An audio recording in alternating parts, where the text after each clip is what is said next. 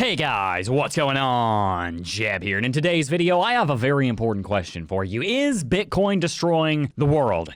No, it is not destroying the world, but there is a very important question that is going to determine how Bitcoin is adopted moving into the future, and that is Bitcoin's growth sustainable from a carbon footprint perspective and an electrical consumption perspective? You see, Bitcoin's mining consumes more power than the entire country of Chile, and that mining releases 37 megatons of CO2 every single year, more than the entire country of New Zealand. In today's video, we're going to be looking at one of the places that regulators may be looking to shut down Bitcoin, and we're going to be talking about what the future of this industry looks like in this video. By the end of this video, you're going to have a much better understanding of where Bitcoin is and where Bitcoin's heading. I encourage you to watch until the end, but without much further ado, let's go ahead and dive right on into it.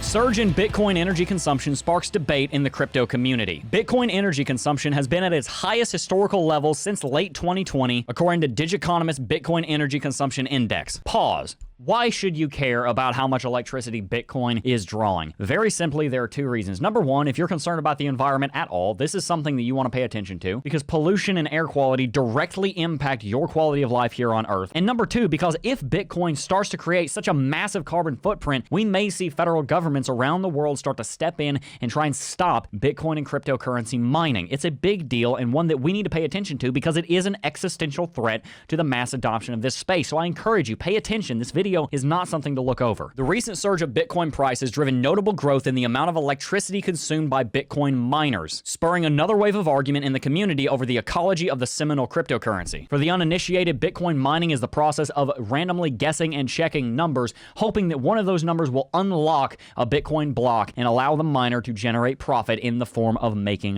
Bitcoin. Without mining, Bitcoin transactions shut down and we don't have Bitcoin. Bitcoin mining is not going anywhere. It will happen forever so long as this currency is used. According to the latest data from Digiconomist's Bitcoin Energy Index, Bitcoin energy consumption has been at its historical level since late 2020, with the estimated annual consumption level staying above 75 terawatt hours for a record period of time. To put that into perspective, Bitcoin is now estimated to consume around 78 terawatt hours per year, which is as much power as consumed by the country of Chile, which has a population of 19 million. The total greenhouse gas emissions caused by Bitcoin mining activity reportedly amounts to nearly 37 megatons. That's 37 million tons of CO2 annually, comparable to that of New Zealand. Let's back up for a second. There are two things that make blockchains tick. If you want to call it the infrastructure that allows for these currencies to operate, these are what they would be. Number one is an algorithm called proof of work. On Bitcoin, it's called the SHA-256 algorithm.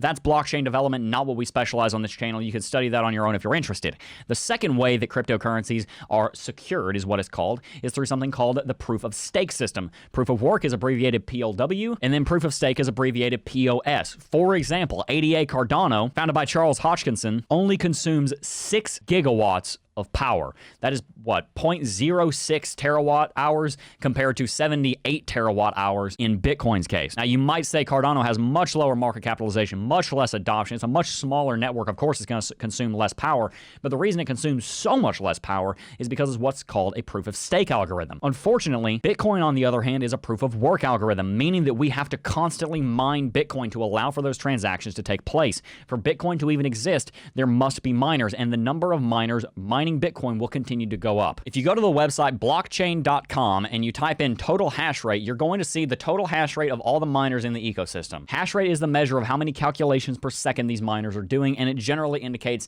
how much electricity is being consumed as well. We can see on this historical graph that we are sitting at 146 million terahashes per second on Bitcoin. Again, doesn't matter what that means for the point I'm making. That was February the 2nd, 3 days ago. At the same time, in 2017, just 3 to 4 short years ago, we saw that hash rate was at 3 million. That means that hash rate has increased by nearly 50 times, 5,000%, and that means that the amount of power that the Bitcoin network is drawing has increased 50-fold as the price has gone up about 20-fold as well. So now the question becomes, is Bitcoin worth how much power it is drawing? Bitcoin is becoming one of the largest power sinks for our entire civilization, and that makes sense because adoption is only increasing as we speak. There's an argument going on in the cryptocurrency space right now. Do we justify how much electricity we are expending, how much much carbon we're putting into the atmosphere because Bitcoin is the future of currency, or is it not worth it? Should we switch to other cryptocurrencies such as proof-of-stake cryptocurrencies like Ethereum, like ADA, like several of these others? I think Polkadot's a proof-of-stake currency. This is an existential threat to Bitcoin, and it is one that will only continue to grow as the market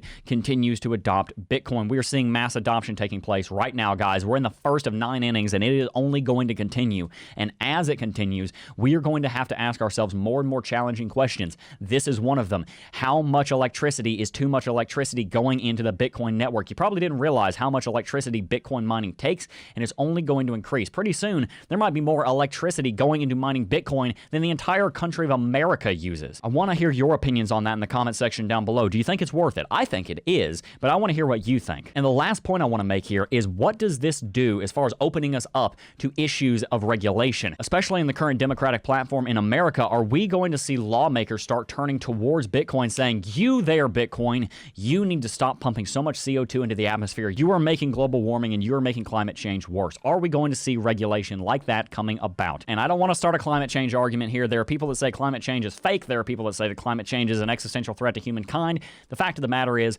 we can all agree that we want a healthy Earth, and the pumping of more carbon into the atmosphere isn't necessarily helping. So tell me what you think in the comment section down below. Before I wrap up this video, I want to call out the miners, because I want the miners to be thinking very carefully about this. Are you using renewable energies in your mining of cryptocurrencies? And by the way, a lot of times it's actually very beneficial when you do. Hydropower, geothermal power, nuclear power, and solar, a lot of times, and wind, can actually be cheaper power sources than coal-fired power. If you're in a situation where you're mining Bitcoin, ask yourself the question, do I live in Nevada where there's a ton of sun? Do I live in Iceland where there's a ton of geothermal activity? Where can I get my power in a sustainable way so that we don't have to worry about regulators coming and knocking on our door saying, we're shutting you down? We're going to try to anyway. They'd never be able to. Don't get me wrong, but we don't want that fight. Anyway, guys, before we go, I do want to mention one more thing, and that is that today is the last day of the sale on CT2A. If you guys didn't already know, we have an academy linked in the description box down below that teaches you everything from A to Z, teaching you technical analysis on cryptocurrency markets, and that sale is running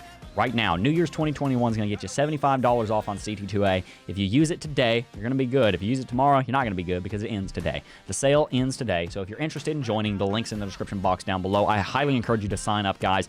I have always said, and I will always say, the greatest investment you will ever make is an investment in yourself. Anyway, guys, if you enjoyed this video, consider hitting the like button, subscribe to the channel for more content, but that is going to wrap it out for today's video. Before I go, though, guys, I do just first want to thank each and every single last one of you for watching, as always, and I will see you guys in the next video. Peace.